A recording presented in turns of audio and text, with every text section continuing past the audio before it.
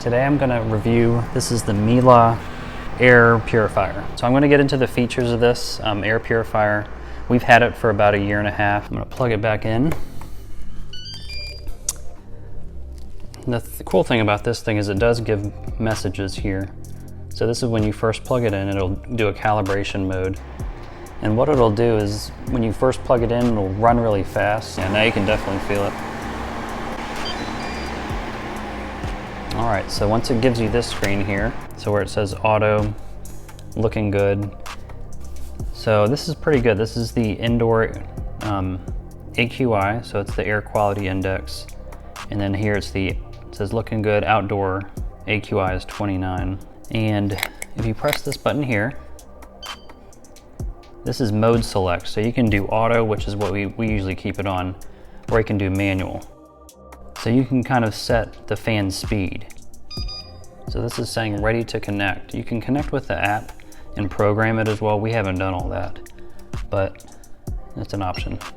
The neat thing about this, say if you open a door, it's really muggy outside or something, it automatically adjusts. You'll see this AQI start going up. It'll go up to like 20s, 30s, 40s, 100s. If you're cooking, it'll turn on and go high. It'll kind of sense the air around it. And I'm guessing it gets the outdoor AQI based on forecast and things like that through Wi-Fi. What you're gonna wanna do if you need to change the filter, you would unplug it here.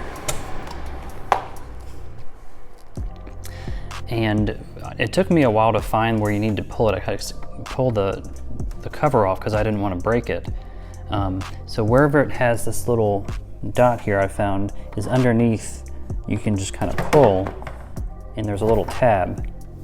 And as you can see, here's the filter.